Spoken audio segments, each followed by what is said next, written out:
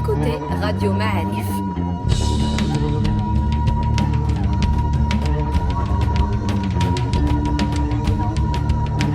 Le podcast Histoire.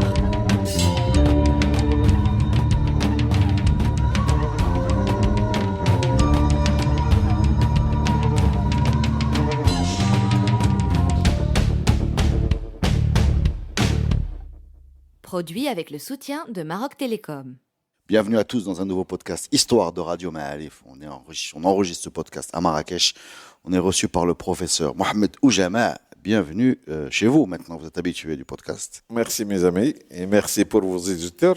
Et vous allez nous parler des Glawa. On peut dire comme ça ? Vous voulez ? Non, c'est vous qui êtes spécialiste. C'est un sujet que vous avez proposé. Il y a énormément de choses à dire sur le sujet de Madani el-Glaoui, de Tahami el-Glaoui et même de leur père, de ces grandes seigneuries du sud marocain. Où est-ce que vous voulez commencer cette histoire ? Bien. Alors, disons, commençons par le commencement. C'est d'abord la géographie. Les deux grands seigneurs dont il est question, donc Madani et Tahami, c'est le grand vizir puis le grand pacha de Marrakech, ou l'éternel pacha de Marrakech jusqu'à sa mort, sont les natifs du Tlouat, qui est une petite localité sur le versant sud du Tishka, du Haut Atlas central, sur la route entre Marrakech et Idra, le grand Idra, c'est-à-dire Zagora si vous préférez aujourd'hui, et Tafileld. Carrefour, quoi. Une sorte de carrefour, une sorte de relais de beaucoup de choses. Cette région est déjà connue avec l'arrivée des Almoravides, puisqu'il y a toute une population, une sorte d'armée de réserve de Bentachfin, qui y réside toujours, et qui s'appelle l'Aïtouaouzgit ou Iznagan, donc aux alentours du Tlouat. Alors, ces Imzouarn, ou les futurs Glaoui, parce que les Glaoui c'est devenu après, c'est la tribu qui s'appelle les Glaoua et non pas la famille. Et dans la tradition makhzanienne, chaque fois qu'il nomme un seigneur par Dahir, il lui ajoute le nom de la tribu qu'il gouverne ou qu'il dirige. Donc, comme on dit, l'Iyad al-Rahmani, il n'a rien de Rahmani, sauf que le Makhzana veut que ce bonhomme qui s'appelle l'Iyadi gère Rahmana. Alors, les Glaouiyin, c'est les Mzouariyin, ils vont gérer cet espace, cette petite tribu au départ, qui est sur la route, qui s'appelle Igliwa. Igliwa, c'est un mélange de population entre les montagnards et les gens qui viennent du sud, qui arrivent toujours du lointain ou du proche. Donc, pour être clair, Mzouali el-Glaoui, Mzouali c'est le nom, Glaoui c'est la tribu. Oui. Qu'il va gérer. Oui. D'accord. Alors, ce terme de Mzouari, comme je l'ai écrit depuis plus de 25 ans, la biographie de Mzouari dans Ma'alamat al-Maghrib, on t'amazigh Amzouar ou Amzouaro, c'est l'aîné, le bikr en arabe, l'aîné. Ou la terre qui produit les primeurs, il s'appelle Amzaouro, c'est-à-dire Amzouar. Toujours il y a celui qui devance les gens, qui est leur chef, ou plutôt leur naqib, comme on le dira par la suite. Alors, comme les Mzouar des grandes zaouïas, dans les écrits Makhzania, même du Arf, on les appelle naqib shorafa kada, c'est-à-dire le premier, comme c'est chez les latins, primus inter primus, le premier parmi les premiers. C'est-à-dire qu'il n'a pas un grand privilège par rapport aux autres, mais il est considéré tel. Pour le moment, c'est une sorte de représentant, d'ambassadeur. Alors ce Amzouar va devenir en arabe le Mzouariyin, pour eux, pour la famille, surtout Abd Sadq, le fils du Pacha, qui a rédigé un gros bouquin sur sa famille, qui est édité en français d'abord, puis traduit en arabe. Il a essayé de nous expliquer que les origines de sa famille remontent aux 100 ans de sa fille, Sidi Abou Mohamed al-Maghiri, Abou Mohamed Saleh, Sidi Mohamed Saleh al-Maghiri. Et que sa famille, qui est devenue plus ou moins les disciples de cette grande zaouïa, ont erré selon la volonté du cheikh pour aller jusqu'à Tougrih, jusqu'à la région de Tata d'aujourd'hui, en passant par Dra, et puis en revenant vers Tlouad. Pour moi personnellement, c'est une histoire qui remonte au temps des Almohad, donc le moment de zaouïa de Safi, de Ribat Safi. Nous n'avons aucun document qui signifie ça ou qui le signale. Mais les Mzouari, pour moi, c'est la suite du Makhzen saadien dans la vallée du Dra, qui ont quitté le fin fond de la vallée du Dra pour s'approcher de Marrakech, c'est-à-dire la capitale des Saadiens eux-mêmes. La preuve, c'est qu'au moment où Moulay Ismail, ou même Moulay Rachid avant Moulay Ismail, ont acquis le pouvoir définitif au Maroc, cette famille existe déjà. Moulay Ismail, en revenant de Tafileld vers Marrakech, il a déjà passé la nuit chez un certain Abd Sadq, Ben Ahmed Ben Abd al-Khalq, Alors, Abd Sadq ou Abd al-Khalq ne sont pas des noms, plutôt des prénoms connus dans le haut atlas. Donc, il faut qu'ils soient des gens qui viennent d'ailleurs. Et même Tahmi, Tahmi, c'est très recherché pour les Berbères du haut atlas. Les Maziennes ne vont pas de quoi que mon grand-père a nommé un de ses fils Tahmi. Les Tahmi, c'est quelque chose de très recherché. C'était réservé certainement à une certaine race, comme Tayyib, comme El Madani. Ce sont des termes très recherchés, réservés. Ce n'est pas Ali Ahmed El Hussein comme peut s'appeler le commandant des Marocains. Alors que le Mamoun et Tayyib et tout ça, c'est des princes, etc., etc. Alors cette famille, d'après moi, qui devrait être du reste les arrière-petits-fils d'un seigneur de la vallée du Dra, du Ighram Nimzouar, puisque à Tunzul, aujourd'hui, il y a toujours une maison qui porte son nom, Ighram Nimzouar, ou Dar al-Mzouarien, c'est la maison des Mzouari. Puis, dès que le mouvement tend vers Marrakech, il commence à bouger. Alors, on les retrouve au début de la dynastie alaouite à Tlouet. Le grand sultan Moulay Ismaël va passer la nuit. Ce qui fait, c'est une famille qui est née, est apparue et qui a déjà pris forme en même temps que deux autres grandes familles qui vont continuer à vivre, à cohabiter au Maroc depuis le XVIIe, XVIIIe, XIXe et XXe siècle, à savoir les Alaouites qui ont le pouvoir central, les Nassiri qui ont le pouvoir spirituel et les Glaouis qui sont l'aristocratie de la guerre et l'aristocratie rurale. C'est aussi à peu près le même élan venu encore une fois du sud pour corriger un peu l'état de la politique vers le nord du Maroc. L'expérience saadienne et la fin, mais c'est encore une sorte de renouveau du fin fond. Comme ça se passe toujours dans les grandes crises politico-économiques et même parfois spirituelles, sociales. La solution vient de la périphérie, non plus du centre. Le centre, il est fatigué, c'est Marrakech, il est désuet, il est lessivé, il faut renouveler un peu les élites, il faut renouveler un peu, je dirais pas le modèle de société parce qu'il n'y a que l'islam, donc il n'y a que le modèle musulman, mais il faut renouveler encore la donne. C'est comme le New Deal chez Roosevelt. C'est les mêmes cartes, mais ils vont donner d'autres résultats. C'est ce qui s'est passé au XVIIe siècle. On a les familles tribales, la seigneurie tribale, on a la seigneurie à caractère religieux, deux seigneuries à caractère religieux, une chérifienne, c'est les Alaouites, l'autre Nassiri, c'est l'ouïr de Tsbih, le savoir religieux, le fiqh, etc. Une, c'est la guerre, donc c'est les guerriers, c'est les Glaouis, les Mzouari. Quand leur ancêtre donc, va être nommé Qaïd du sud, c'est-à-dire de sa région, ils vont avoir le premier dahir, c'est la première reconnaissance, c'est ce Abd Sadq, qui va être le premier Qaïd de sa petite tribu. Ce daïr, il date du temps de Moulay Ismaël. Il est publié par Abd Sadq dans son livre. Donc, il n'y a pas l'ombre dans l'autre, il est dans les archives royales jusqu'à aujourd'hui. Voilà.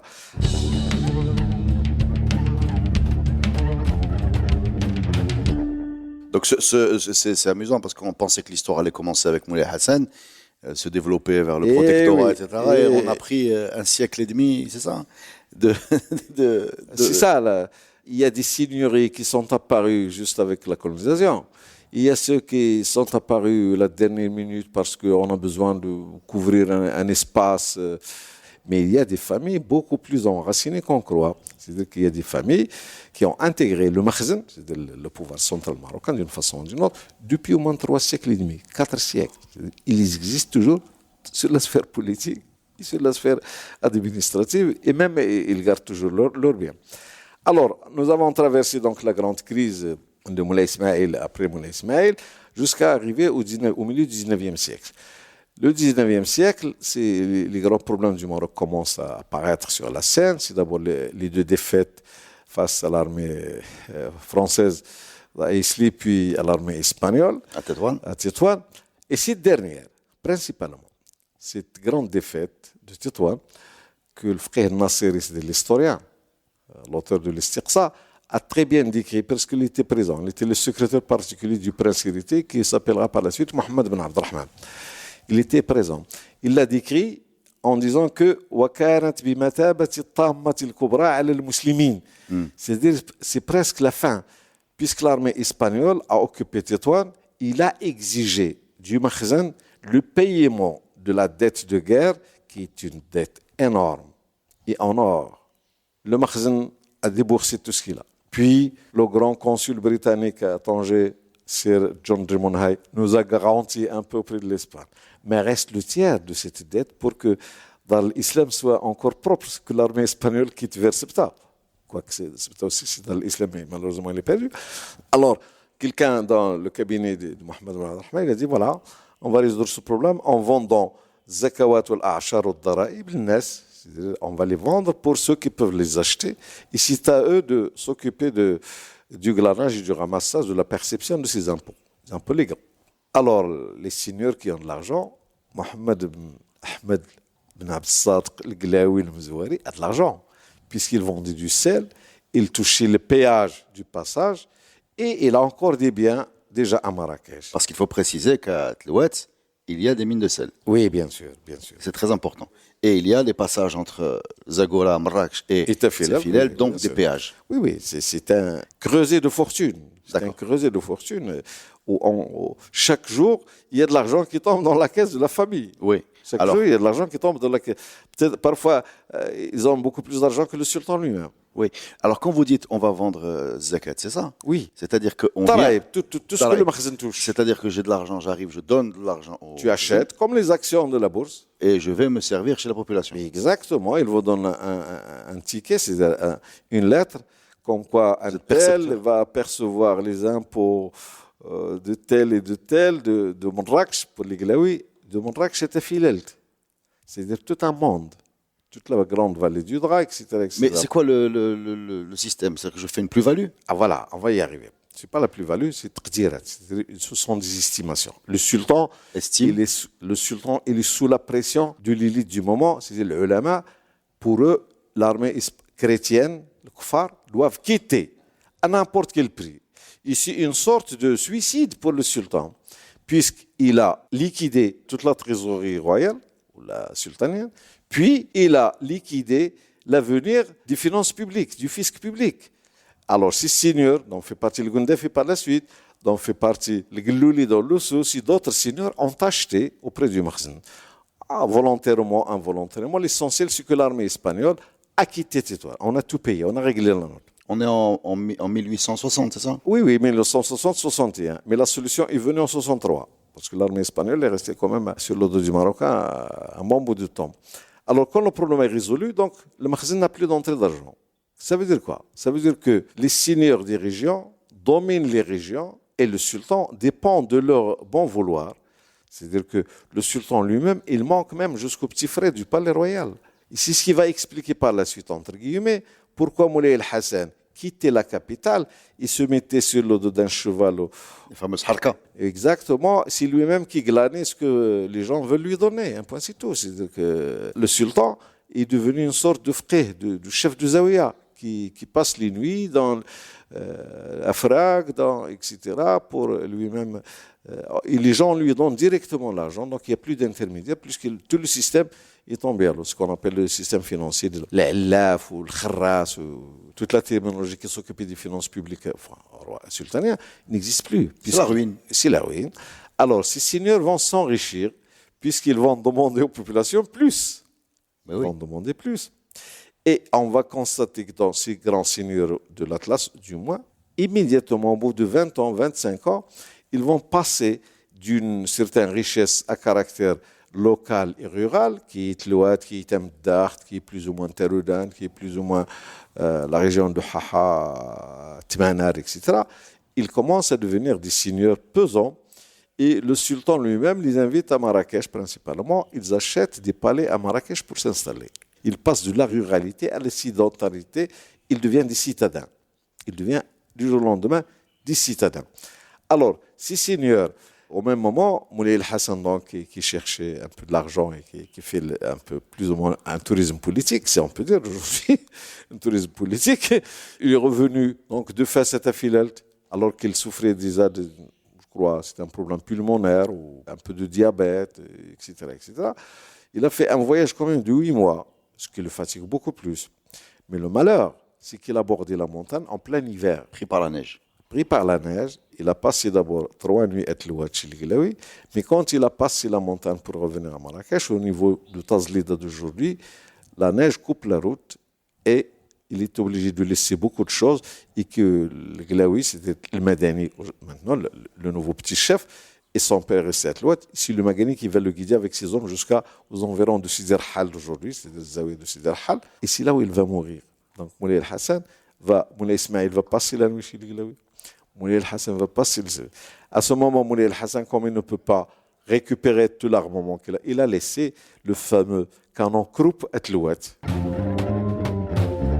C'est la fameuse, c'est raconté dans un podcast avec la mort de Moulay Hassan cachée par Bahmed, oui. Bahmed. Pas seulement Bahmed, le Zir Dmenati, etc. Tout le monde a joué. En attendant On a d'introniser. peur des tribus, quand même. On a peur des tribus. On a peur des tribus.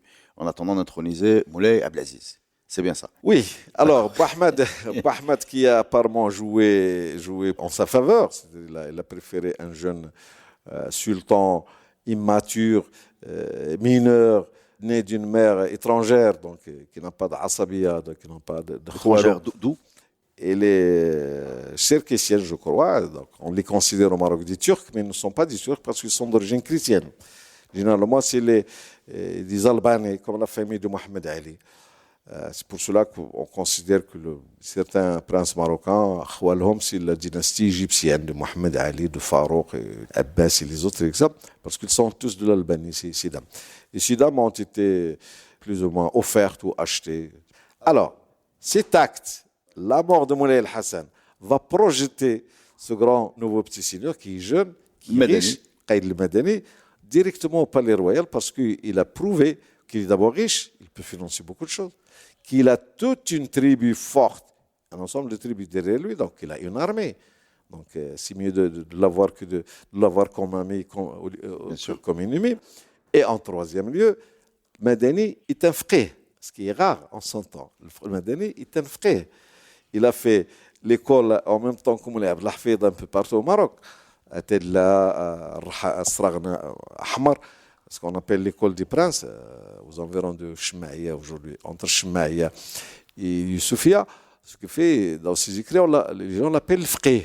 Donc c'est un frère. C'est un frère. Il est riche. Il est riche, il est frais, il est de bonne famille. Et il a un canon. Il a un canon. Alors ce fameux canon qui va jouer un rôle dans la montée en puissance. Alors, ce fameux canon, je me souviens de certains poèmes que les gens chez moi à Tundout et Ouarzazate de façon générale racontaient à propos de ce canon pour les petites tribus qui de temps en temps essayaient quand même d'avoir une certaine autonomie ou d'indépendance par rapport à la puissance naissante du Glaoui, qui dit que le jour où le Madani a fait exploser la première bombe, comme le Bounb, comme on disait dans l'OTAN, les gens, tout le monde a compris qu'il n'est plus question de résister à quoi que ce soit. Compris qui est le patron. Qui est le patron, c'est-à-dire que son canon peut détruire tout un village du jour au lendemain.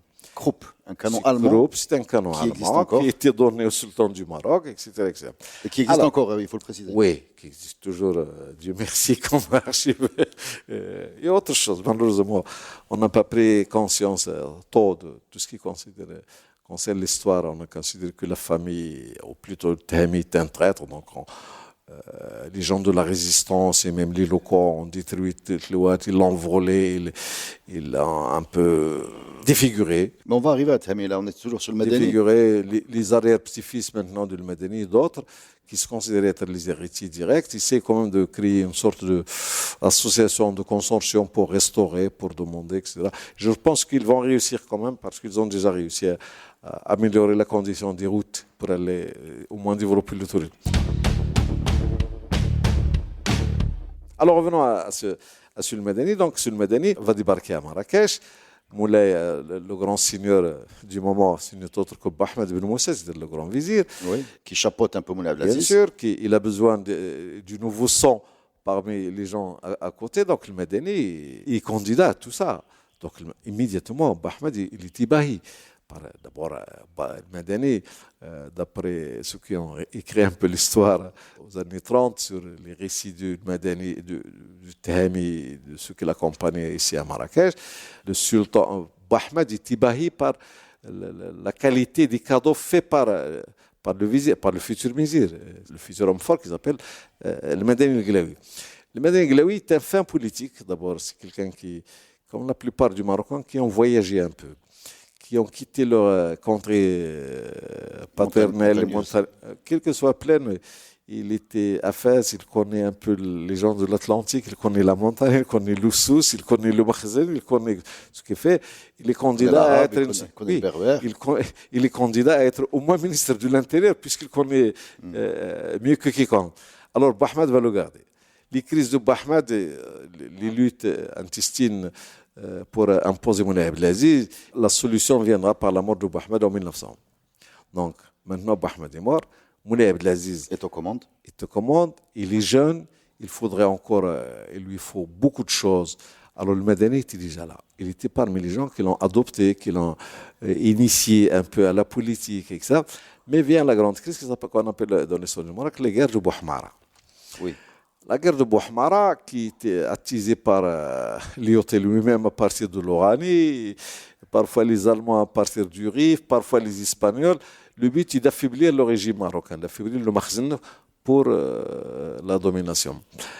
Alors, Tahami donc, va être parmi les gens en 1905-1906 qui vont réussir quand même à organiser toute une armée, on parlait même de 80 000, pour partir de Marrakech, de Ouarzazate et du Tafilal pour combattre Bouhmara entre Fès et Taza. Oui. Voilà. Entre parenthèses, mon grand-père fait partie de ce contingent. Et chez moi, à la maison, ici même à Marrakech, j'ai encore l'épée et l'étrier. C'est tout ce que j'ai gardé de toute cette épopée.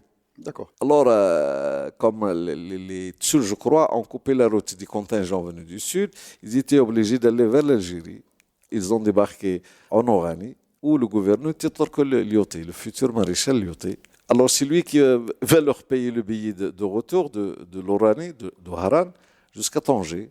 Quand ils seront revenus, ils sont allés à Fès pour voir Moulay Abdelaziz, pour lui expliquer quand même la force de Bouhmara, comme quoi il faut le prendre au sérieux, etc., etc.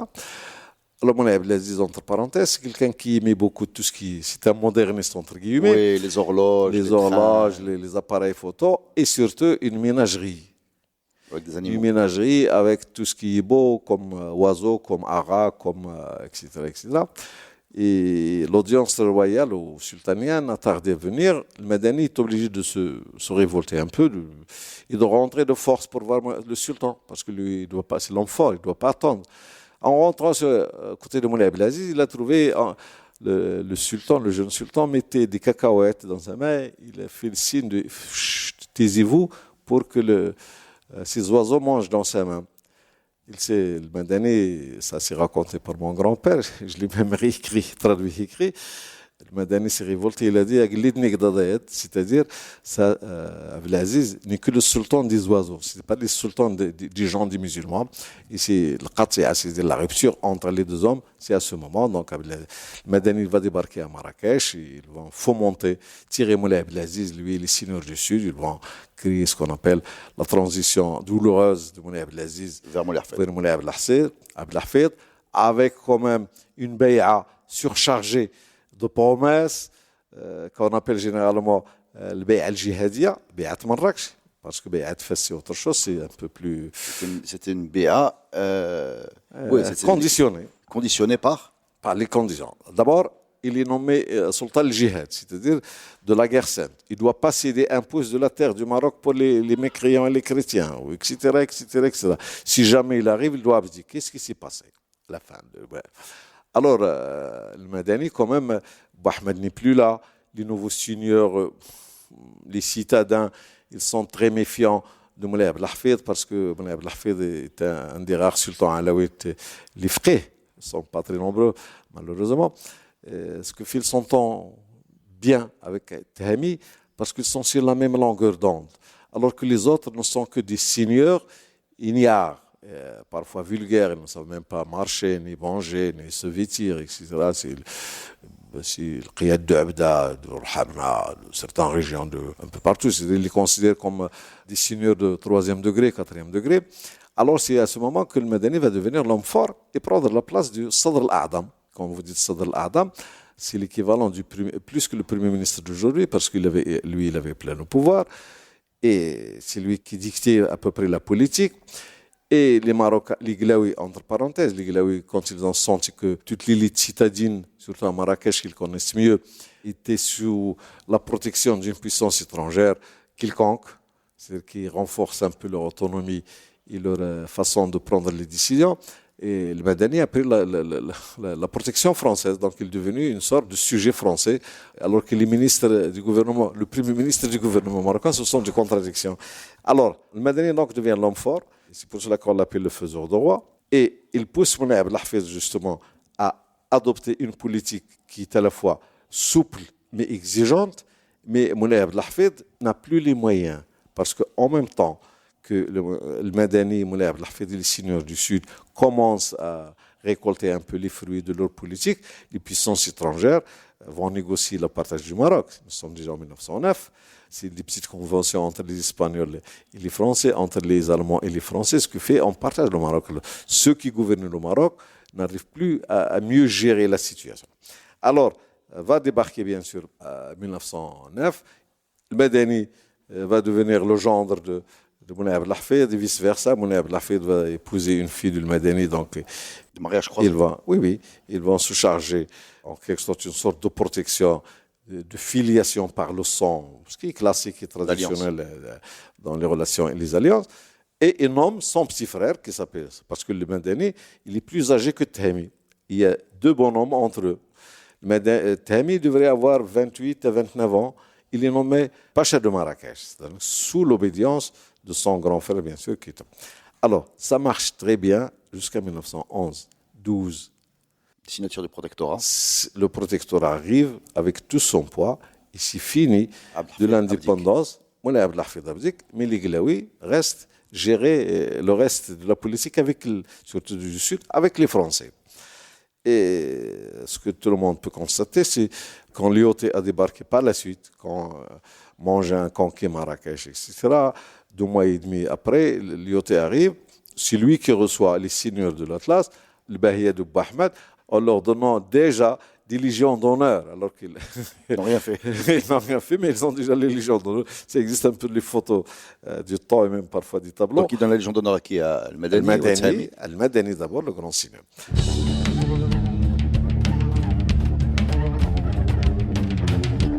Alors le Madani va comprendre qu'il faudrait donc jouer avec les Français, il faudrait conserver leur autonomie. Les Glaouis veulent conserver l'autonomie de leur région, qu'ils appellent le Sud, qui leur a été léguée et donnée par Dahir d'un sultan du XIXe siècle, au sein d'un protectorat et de la continuité d'une monarchie, ce qui est à la fois pénible, dur, mais faisable.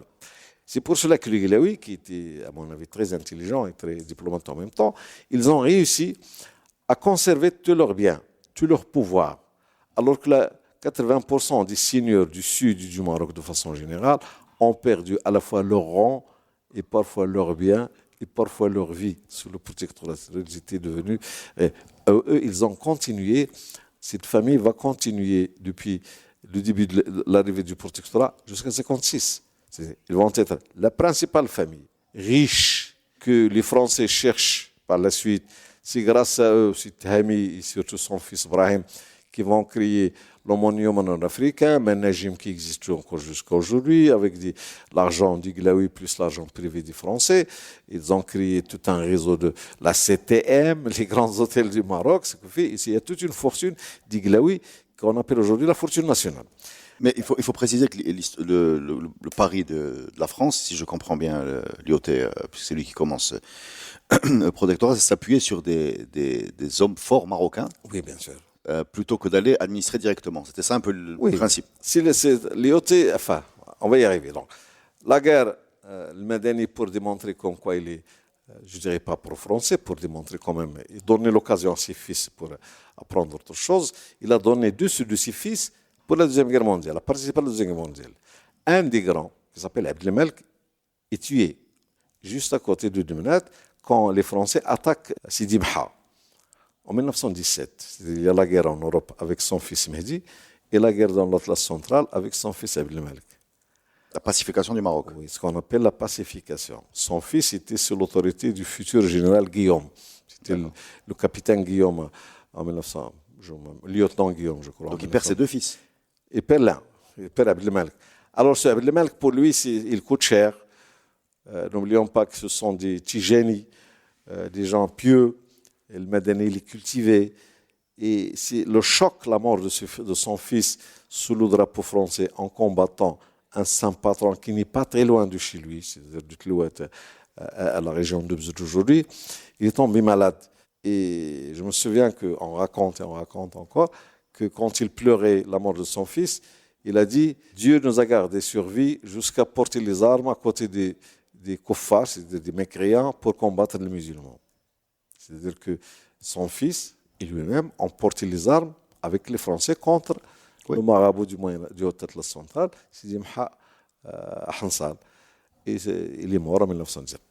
La mort du Madani ouvre toutes les portes devant son petit frère qui s'appelle Tehami, qui est déjà pacha de Marrakech, et qui est super intelligent, et qui est fin, et en même temps qui achète tout par cadeau.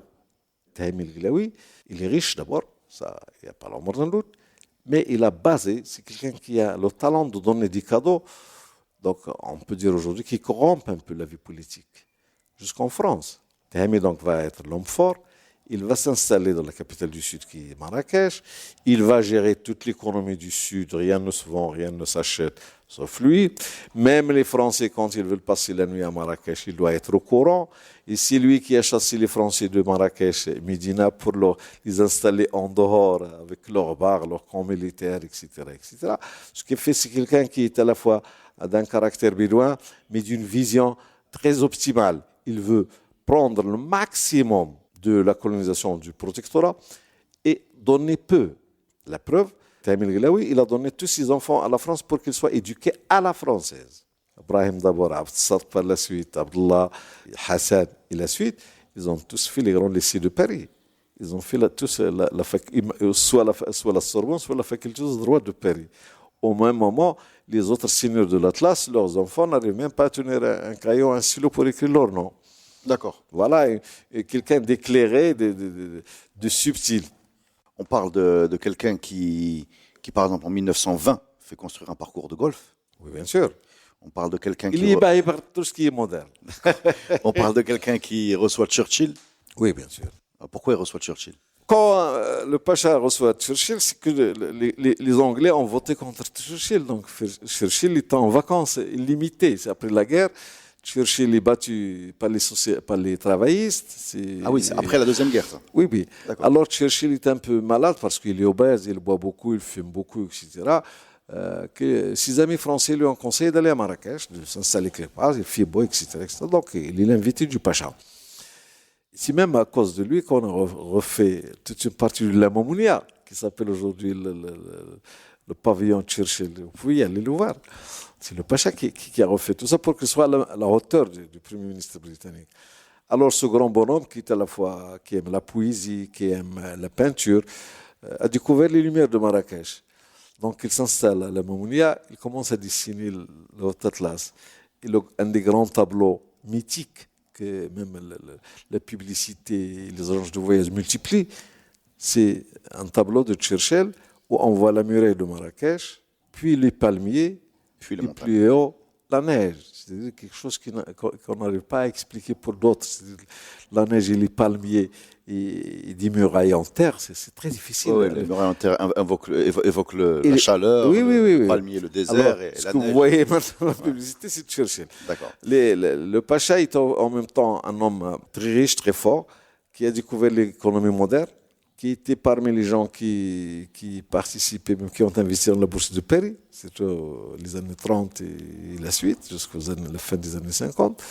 Et que quand il avait des problèmes avec les Français, parfois, il y a surtout la gauche, c'est génomie, mais il y a aussi une partie des catholiques, des croyants qui croient que le Pacha en fait trop, etc., qui écrivent de temps en temps. Mais le Pacha a réussi quand même à acheter les grandes plumes.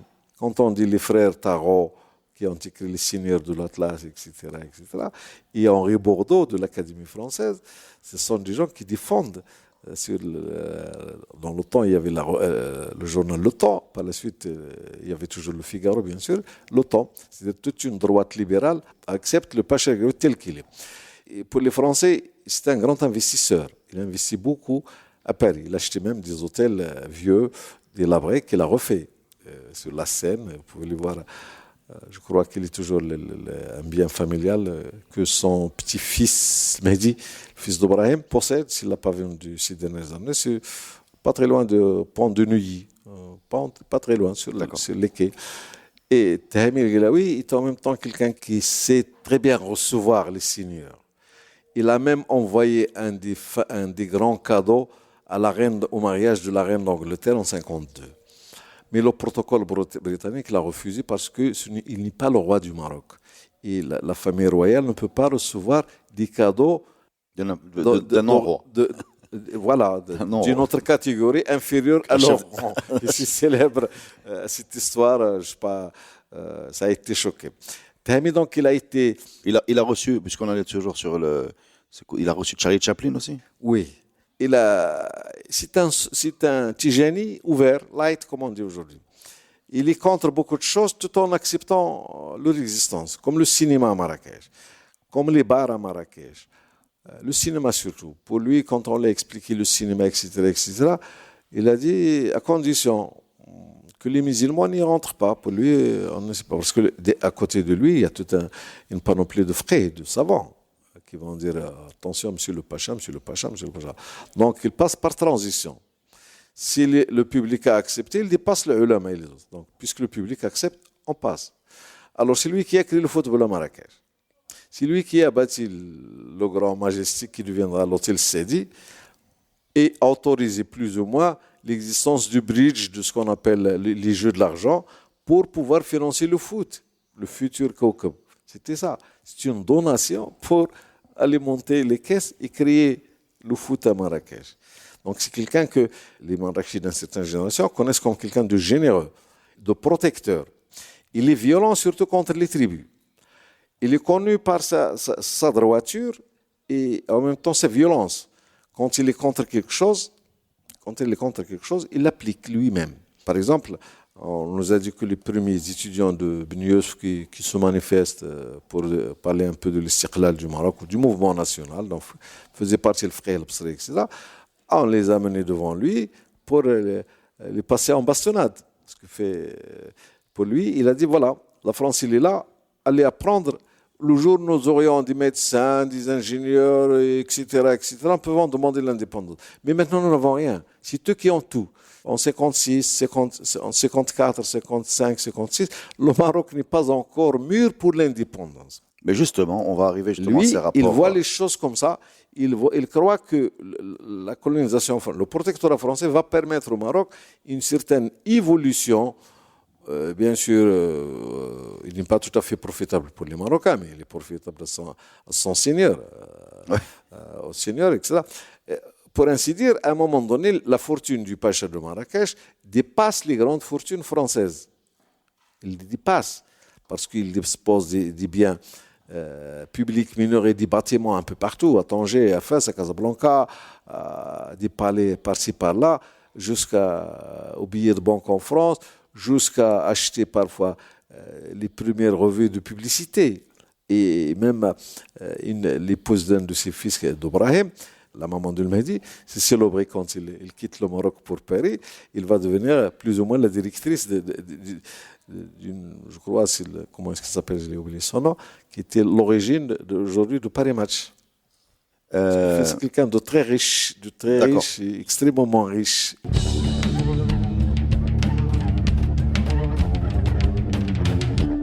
Revenons à ces rapports avec le pouvoir. Alors, je ne sais pas, c'est vous qui allez nous le raconter, parce que là, je ne suis pas très clair dans ma tête. Il demande à faire déposer un sultan, ou bien il organise un mouvement, ou bien... Qu'est-ce qui se passe exactement? Alors, ce qui s'est passé, c'est qu'à partir de la fin de la Deuxième Guerre mondiale, dans le monde entier, il y a ce qu'on appelle les mouvements de libération nationale. Oui.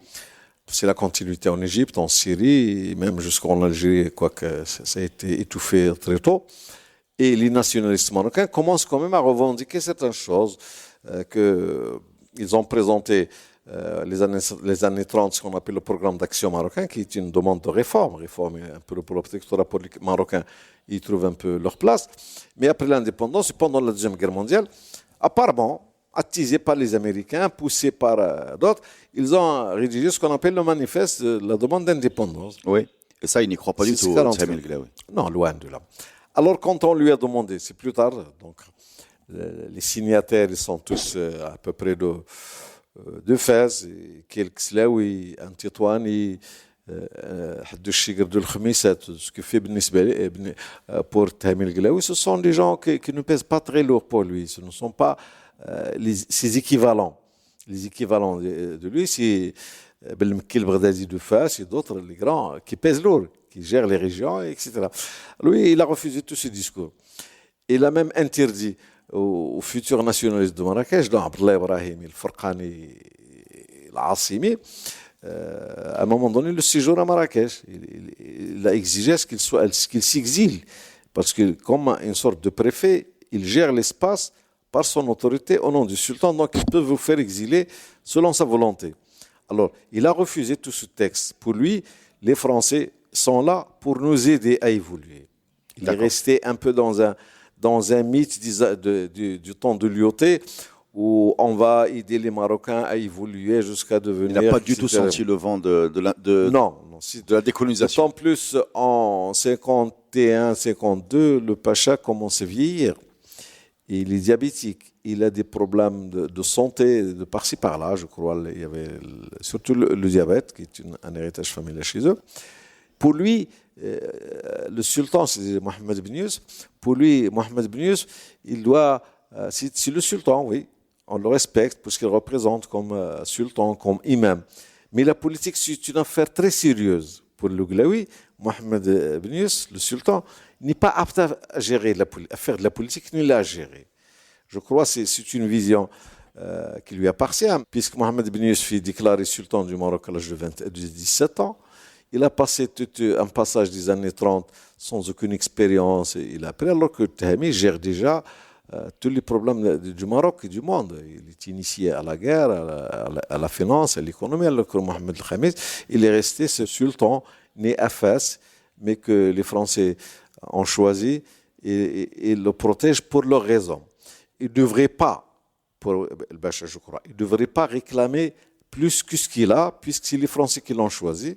D'ailleurs, entre parenthèses, El-Fassi, apparemment, dit à un moment donné, Hassan II, que Dieu ait son âme, ton père, personne l'a instauré au pouvoir. Mais toi, non. C'est-à-dire que la responsabilité de Mohamed V, il est amoindrie. Mais celle de Hassan II, qui est déclaré roi du Maroc, avec une baïa écrite, donc vous êtes beaucoup plus chargé d'histoire que votre père. Bien sûr, le Fassi, nous savons qui c'est quelqu'un de très subtil. Alors le Glaoui, à peu près comme le Fassi, il regarde Mohamed El-Khamis, il ne devrait pas faire la grande politique. Il doit faire juste quelque chose, ce qu'on appelle inaugurer les chrysanthèmes. Le symbolique. Ni plus ni moins. Mais quand il a demandé plus, alors le choc est là. Les Français ont poussé le Pacha, qui a les intérêts énormes avec eux, à se solidariser avec Mohamed Ben Youssef, qui a fait le discours de Tanger, puis qui commence à recevoir les émissaires des nationalistes via Mohamed El-Yazidi d'Oraba, etc., etc. Le Pacha n'aimait pas ça, parce que pour lui, la politique, c'est quelque chose de grandiose. Il n'est pas fait pour ces petits tlaba. Pour lui, il y a tlaba. Tlaba, c'est les étudiants du Hadar. Ils ont appris à lire, à écrire, mais ils croient qu'ils savent tout. Voilà, alors que lui, il considère que quand même c'est quelqu'un qui est né pour faire de la politique et de la haute gestion, à la fois de la politique, du militaire, du social. C'est ça le Pacha. D'accord, donc c'est un problème générationnel, également de vision, et c'est un problème de fond, quoi. C'est-à-dire qu'il ne voit pas du tout arriver la décolonisation et il se désolidarise du sultan Mohamed Khamis. Oui, bien sûr. Oui. Ça se manifeste comment, cette désolidarisation? Alors que Mohamed Khamis a bien sûr refusé de signer les Dahir pour les Français on met juste leur doigt sur le bouton, le Bacha et d'autres. Il n'est pas le seul, seulement c'est le plus connu du Maroc.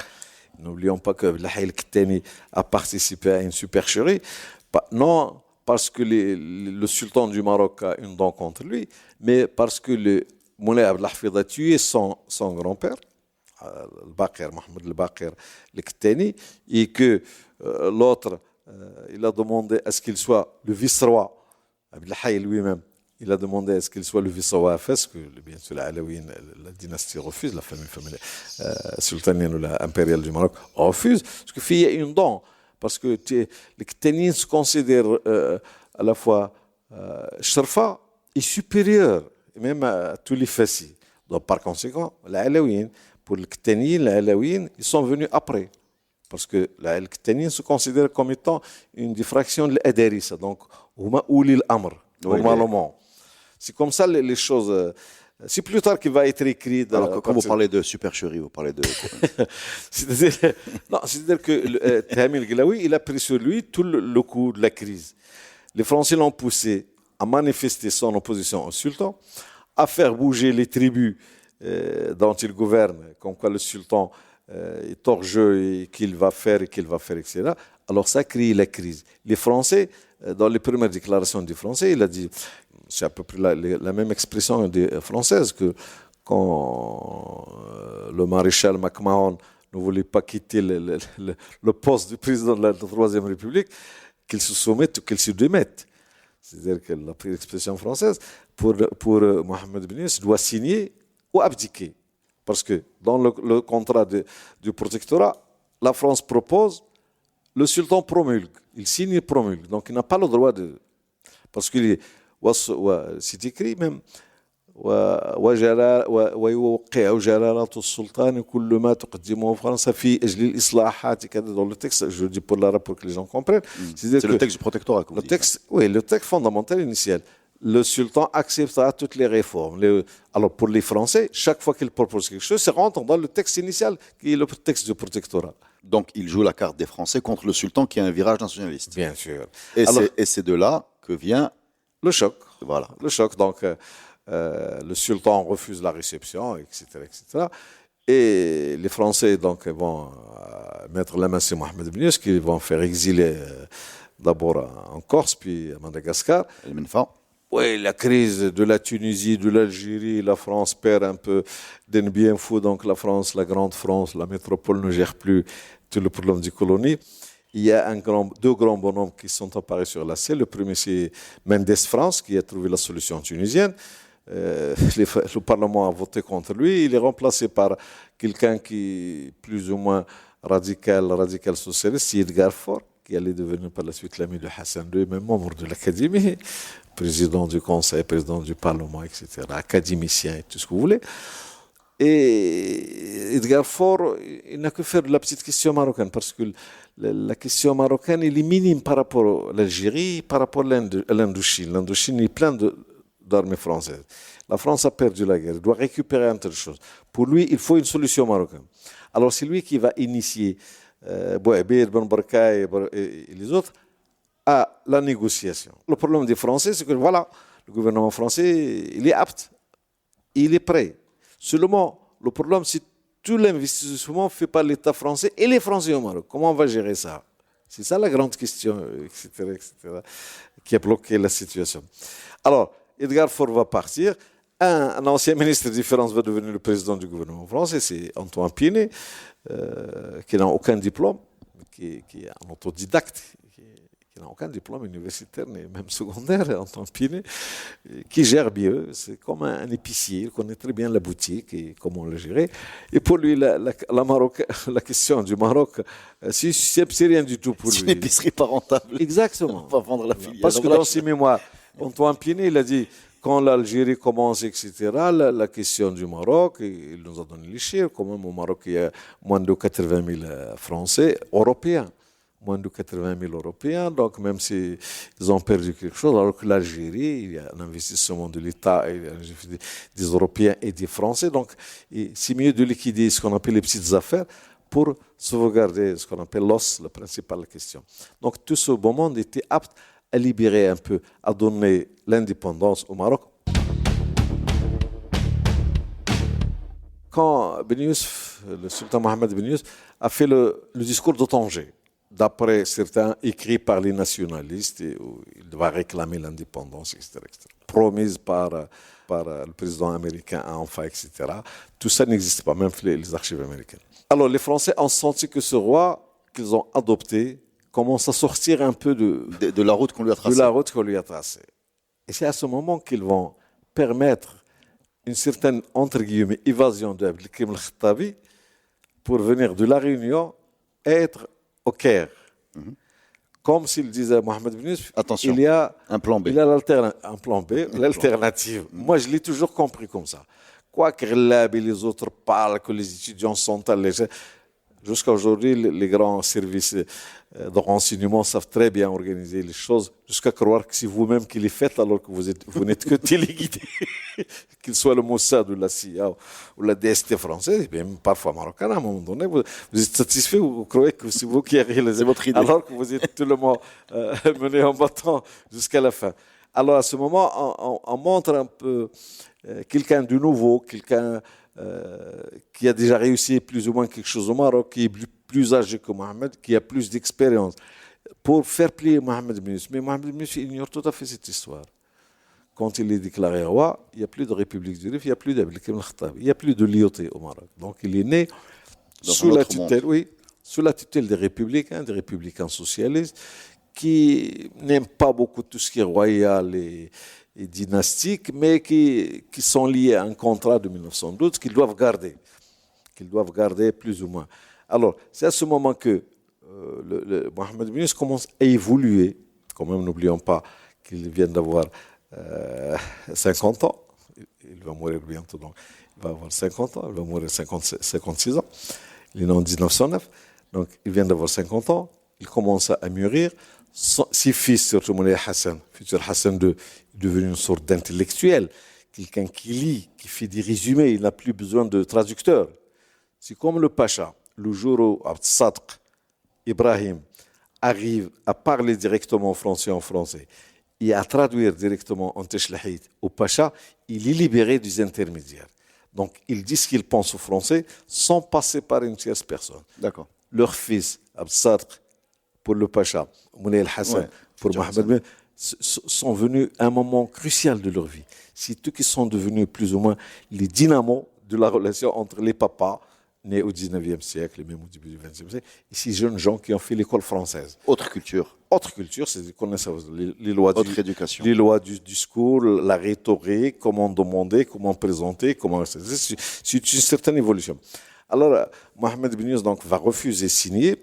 Les Français vont le mettre devant le fait accompli, ils vont l'exiler. Donc, il va y avoir un vide. Alors, Abdelhaï El-Kettani, ce n'est pas Ben Arafa. Abdelhaï El-Kettani, c'est lui qui allait proposer Ben Arafa. Comme quoi, c'est de la famille, donc il ne va pas y avoir un changement dynastique. C'est un Alaouite qui va remplacer un Alaouite et les choses vont rester normales. Et ce Ben Arafa, qui est, bien sûr, c'est un disciple, un mouride de Zawid El-Kettani. C'est comme s'il nous a proposé son étudiant pour le sultan du Maroc. C'est à peu près ça. C'est-à-dire, il va être sous la tutelle. Il y a un rapport familial entre le sultan. Ils sont de lointains cousins. Lointains. Oui, bien sûr. Ils sont des Alaouites, tous les deux. Vous savez, depuis Moulay Ismaël, c'est la pléthore des Alaouites un peu partout au Maroc. Parfois, on les trouve même jusqu'à Zagoura. C'est l'épisode de Narfa. Cet épisode va déclencher un phénomène comme quoi les Français ont touché à quelque chose. Les Marocains vont le traduire en sacré, alors que c'est un acte politique. Les Marocains vont le vendre, entre guillemets, pour le peuple marocain quand ils ont touché un symbole sacré. Ça devient la sacralité de Mohamed V. C'est les Français qui vont l'acquérir. C'est l'acte de déposition mené par les Français qui va donner à Mohamed V tout son capital politique. Avant, il ne l'avait pas. C'est quelqu'un que les Français appellent et il finance ses voyages en France. Quand on lui a dit que Lyoté est en train de mourir, il est allé le voir pour la dernière fois. C'est la seule photo, il y a Mohamed V Hassan de Lyoté, c'est 1934, etc. Ce qu'il fait, c'est quelqu'un de très fin qui aime les belles... Les Français ont renforcé leur ennemi, en fait. En quelque sorte, vous pouvez le dire. C'est-à-dire, quand vous cherchez son capital politique, avant les années 20, nul. Les années 30, il n'est pas touché par le nationalisme. Il est resté ce bonhomme qui aime les belles choses, les belles voitures, les belles djellabas, les voyages. La guerre lui a pris quand même le choc, comme quoi la grande civilisation dominante d'Occident est en train de s'autodétruire elle-même. Il a découvert que l'Amérique existe, que le président, il y a un autre monde. Ce qui fait, il a évolué pendant à peu près 10 ans d'une façon vite, intelligente, mais les Français, pour eux, le contrat initial, la France propose Et lui, le sultan il valide. signe, il valide. Systématiquement, automatiquement. Ça, Mais comment ça, on l'a appelé la guerre du sceau, la grève du sceau. Ouais. C'est-à-dire qu'il a refusé de mettre son le tampon, le sceau royal sur les documents. Donc rien ne va marcher puisque la loi, c'est la loi. Comme ça, le sultan, c'est le dernier à parapher. Comme aujourd'hui. D'accord. Parce qu'il va être publié au journal officiel quand même.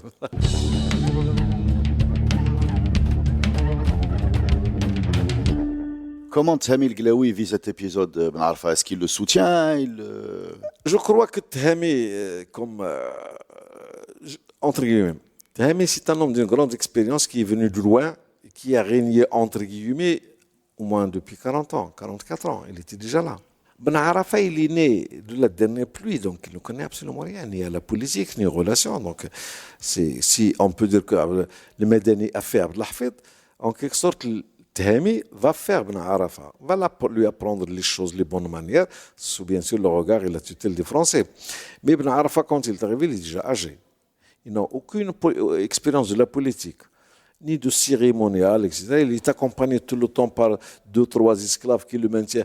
Et on nous dit, entre guillemets, ça, je crois qu'il nous a été dit les années 70 que Ben Arfa ne faisait ni jeûne, ni le ramadan, ni la prière. C'est-à-dire que peut-être que c'est un peu exagéré pour nous dire qu'il n'est pas apte à être imam.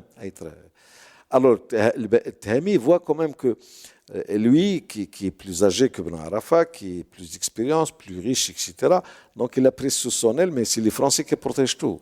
C'est l'armée française, c'est le général. Parce qu'il y a deux grands bonhommes que l'histoire du Maroc retient en négatif. Le premier, c'est le futur maréchal Juin. Maréchal Juin est un natif d'Algérie. Les natifs d'Algérie considèrent le Maroc comme la continuité de l'Algérie, point à la ligne. Comme la France occupe l'Algérie, La France occupe le coloniale, Maroc. puisque la France a le Maroc sous le protectorat, le Maroc est une colonie. Donc, il n'y a pas de contrat entre le Makhzen marocain, le sultan du Maroc et la France, il n'y a rien. Donc, ce qu'on appelle les Algériens, que l'IOT déteste, le général Juin fait partie, même la pierre de lance de ces gens. Quand la Troisième République, malheureusement, c'est les socialistes, ils ont rappelé Éric Labonne, qui est un civil, et qui est un ancien préfet, et qui connaît très bien l'Algérie, la Tunisie, le Maroc, parce qu'il était secrétaire général du par-ci, par-là, donc il connaît un peu les rouages de ce qu'on appelle les musulmans, la culture de l'islam, etc. Ils lui ont donné, après la guerre, c'est-à-dire réorganiser, c'est-à-dire absorber un peu ses aspirations nationalistes des Algériens et des Tunisiens. Donc il a commencé par chez nous comme résident général. Mais il a échoué. Pourquoi il a échoué? Parce que les colons, en revenant de la guerre, ils exigent plus. Donc un libéral ne peut qu'échouer avec eux. Les Français l'ont changé par un autre civil qui n'a pas réussi ni à gérer la situation au Maroc, ni à bien protéger l'Algérie, parce que le grand problème des Français, c'est l'Algérie. Alors, ils ont nommé Juin. Qui est ce Juin? Le futur, le général Juin, Alphonse Juin, qui est un natif d'Algérie. Pour lui, le Maroc, c'est son jardin. Quand il a débarqué pour gérer le Maroc, c'est après les premiers événements après la Deuxième Guerre mondiale, il a dit, je suis venu pour leur faire manger de la paille. C'est-à-dire, il a considéré les Marocains comme des bêtes de somme. Et lui, une sorte de fermier qui va leur donner la paille, c'est-à-dire qu'il va les massacrer tout simplement. Il va appliquer une politique coloniale dure. Il a échoué.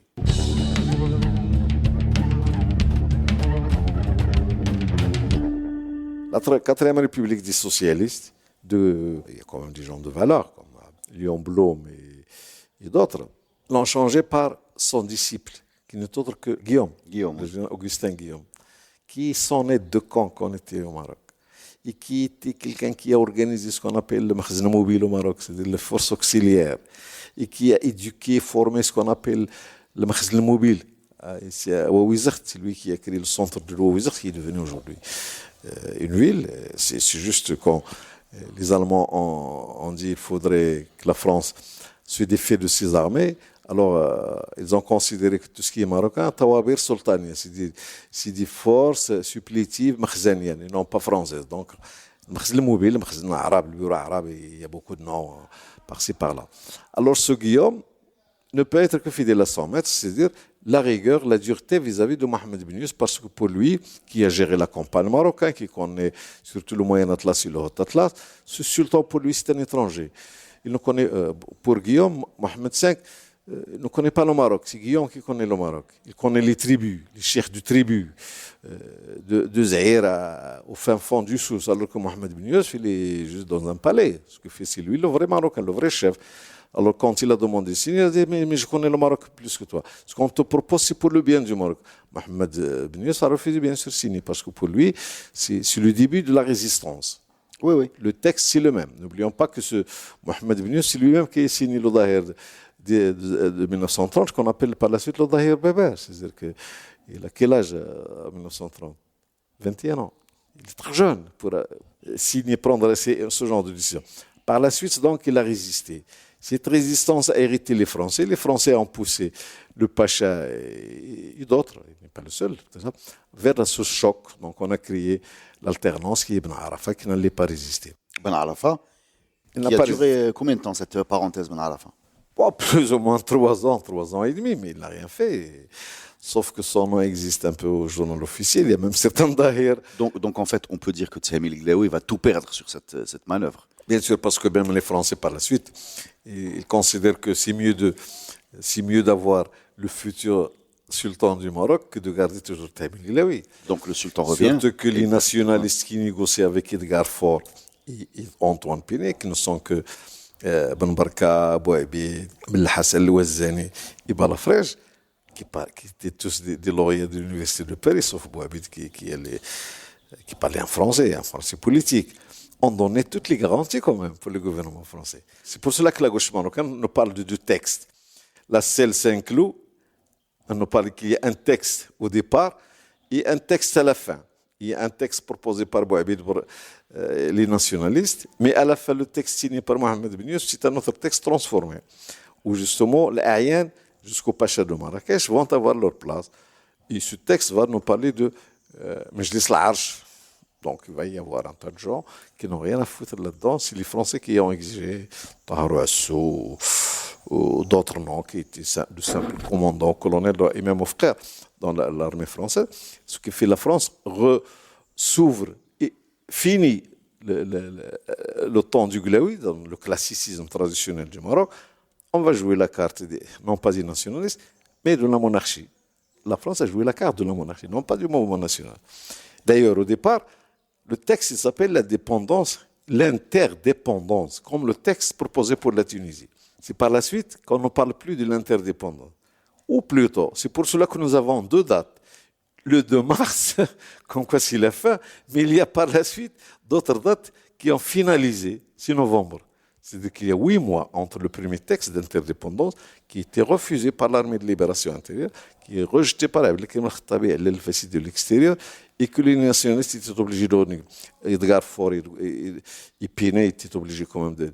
Parce que déjà, nous sommes 56, l'Algérie commence quand même ça chauffe plus. C'est mieux d'avoir les forces françaises en Algérie toutes seules, où il y a toute une population française, il y a toute une économie, et avoir encore des relations comme jusqu'à aujourd'hui avec la France. C'est tout ce que fait Thami El-Glaoui. Il n'a pas tout perdu.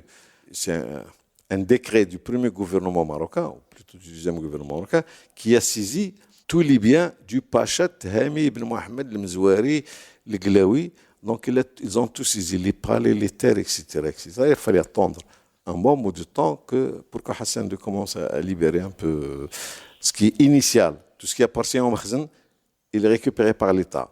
Mais tout ce qui appartient à la famille, même il est récupéré un peu par la famille à Ouarzazate, à Edmenat, à Marrakech. Il y a encore des questions qui soulèvent. Mais je crois qu'ils n'auront plus de solution puisque tous les contradicteurs sont morts aujourd'hui. Question peut-être naïve, mais est-ce que cette destruction de Tlouet, c'est ça, elle a été détruite, la ville? A été touché, il a été volé, il a été délaissé, puisqu'à un moment donné, tout le monde l'a quitté, tout simplement. Alors, je vais vous raconter une petite histoire. À la maison de Tlouet, il y avait le cinéma avant Marrakech. Il y avait une salle de cinéma à Tlouet en 1932. Il y a un groupe électrogène pour produire l'électricité à Tlouet en 1932. Et chaque fois que les grands invités arrivent chez le Pacha, chez Ibrahim, un de ses fils, et même, soit qu'il ne soit pas, dans tout le cérémonial finit généralement par un film pour montrer aux gens que ce qui se passe cette loi. Alors, tout ça est resté tel qu'il est. À un moment donné, c'est délaissé. Un élu local, simple président de la commune rurale de Tlouad, a mis la main sur tout ça, il l'a vendu à Marrakech, au Khourda. Alors, la princesse Lamine, elle était de passage. Si vous vous souvenez un peu de la personne, elle et Moulay Idriss Louazane, son mari, étaient de grands amateurs du sport équestre, Oui, les chevaux. Donc, ils passent de Tafilalt jusqu'à chez nous, à la maison à Tundout, jusqu'à Tlouat, pour montrer aux ses invités le pays de Khwalha, de ses oncles, voilà, Dats, voilà, Tundout, voilà. C'est une dame extraordinaire. Quand il a débarqué à Tlouat, il a demandé à revoir la salle de cinéma. Il a dit, mais madame, la salle est détruite. Il a appelé le gouverneur de Ouarzazate. On a trouvé quand même le coupable qui a été châtié superbement, alors qu'il bénéficiait de certains privilèges. Le grimet. Mais est-ce que cette confiscation des biens qu'a connue Thami El-Glaoui, Il est mort, Thami. oui, Ses héritiers. il a quand même demandé, présenter ses excuses à Oui, Khamis. Ghafar Allah, oui, tout ça, c'est écrit. Ils se connaissent très bien. Ils ont des relations familiales. Leurs enfants ont été éduqués. Il y a un brassage entre l'Alaouiyine et les Glaouiyine. Oui, mais l'histoire qu'on connaît le présente comme quelqu'un qui Ça, c'est le politique. Oui, mais je suis obligé de vous poser la question parce que je dois comprendre. Est-ce que, à votre avis, en tant qu'historien, la disgrâce, voilà le mot que je cherchais, la disgrâce de la famille Glaoui vient du choix de Ben Arafat quand Mohamed Khamis était en exil, ou c'est quelque chose qui aurait pu se produire malgré avoir misé, disons, sur le mauvais cheval? De toutes les façons, le contrat entre le sultan et Mohamed V et Mohamed Ben Youssef est cassé puisqu'il a opté pour un autre imam.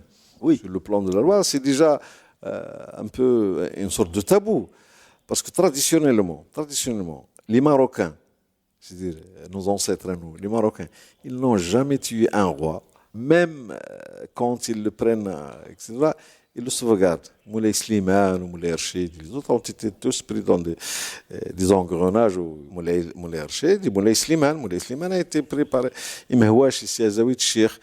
On a tué toute son armée, mais on a conservé le sultan. Quand il a déclaré sur moi le sultan, voilà, comme on dit, les Marocains ne tuent pas l'imam. Ils le conservent, ils peuvent le démettre, mais sa personne reste, il garde toujours une sorte de sacré. Alors cette culture existe toujours un peu. Mais est-ce que Thami El-Glaoui, en allant appuyer l'alternative Ben Arafat, a touché au sacré? Plus ou moins, oui. Il a touché pas seulement au sacré, il est allé à contresens d'une évolution générale. Il n'a pas senti l'histoire. Il n'a pas senti l'histoire. C'est un homme du 19e siècle. C'est comme les généraux français qui ont cru qu'ils ont gagné la Deuxième Guerre mondiale parce qu'ils sont forts, mais ils étaient écrasés la Deuxième Guerre mondiale. C'est compétent. Est-ce que dans... Alors que c'est les Américains et les Anglais qui ont gagné et la Première Guerre mondiale et la Deuxième Guerre mondiale. Et les Russes? Oui, les Russes. Alors les Français se considèrent comme ayant été des vainqueurs. Quand il faudrait gérer vraiment la guerre, ils l'ont perdu encore une fois. Cette mentalité, disons, traditionnelle, archaïque, qui l'âge aussi, l'âge joue. Thami, je crois, vers la fin de ses jours, il a été soumis beaucoup plus à l'influence néfaste d'Ibrahim. Ibrahim, comme Moulay Abdelaziz, il est né d'une Turque, la Qamar. Donc, ما عنده خوالو في المغرب. كنقولها في المغرب ما عندك خوالك donc ما عندك عصبية. Il est né d'une Turque. Il est lié tôt aux Français. Il est lié tôt aux Français, marié à une Française, etc., etc. Ce qui fait qu'il n'avait pas une vraie culture marocaine. Et il a tout le temps joué, je ne dirais pas contre son père, mais il le devance. C'est lui qui imbue de l'argent, beaucoup d'argent, c'est-à-dire la CTM, les bars, les bâtiments, tout ça, c'est une sorte d'investisseur, de manager. Le Pacha, il fait de la politique. La politique, c'est à la fois le court terme, le moyen terme et le long terme. Le Pacha faisait de la politique, ce qui fait, c'est lui qui faisait tous les grands cadeaux pour le sultan. souviens des petites anecdotes qu'on raconte chez nous à la maison et un peu partout. Chaque grand voyage du Pacha, il ramène une belle voiture à Mohamed Ben Youssef. Et des habits, quelque chose comme ça. C'est ce qui fait des choses De valeur. de valeur. Quelque chose les Japonais, les Américains, les Anglais, surtout les Plymouth, etc. etc.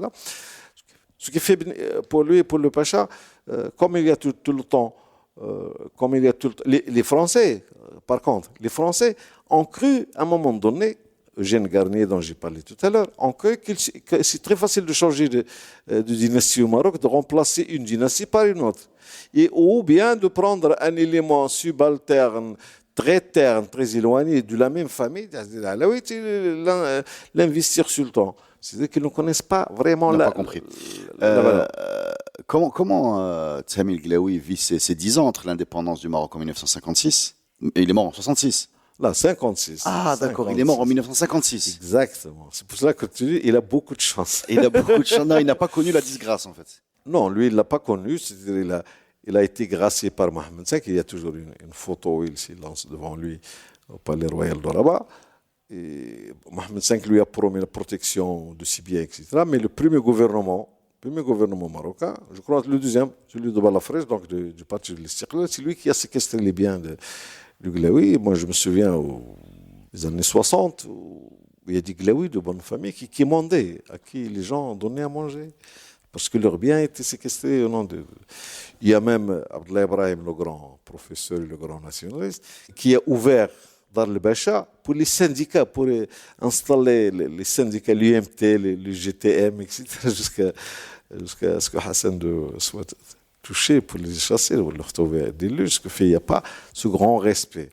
Il y a, comme la Révolution française, quand les révolutions ont gagné, une revanche. C'est la noblesse, c'est les religieux. Voilà, c'est une revanche. Oui, on a laissé quand même le peuple s'exprimer, s'exploser, c'est de son droit, c'est l'indépendance.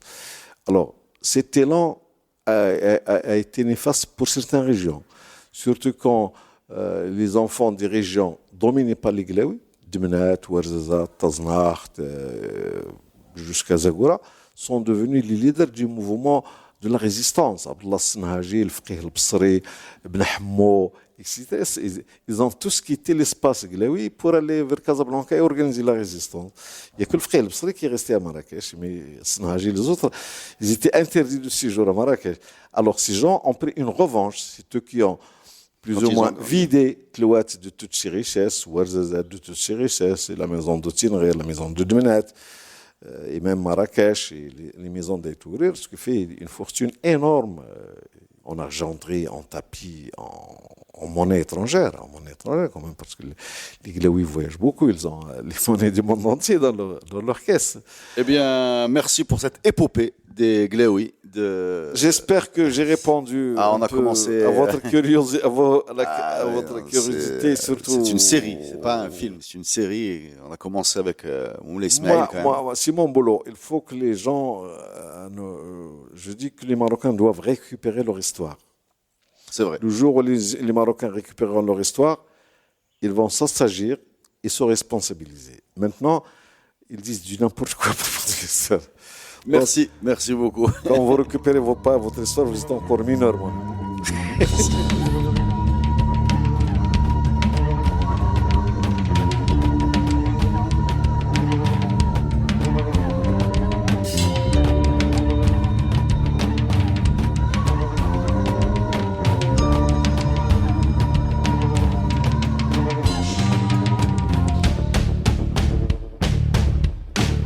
Ce podcast est produit avec le soutien de Maroc Télécom.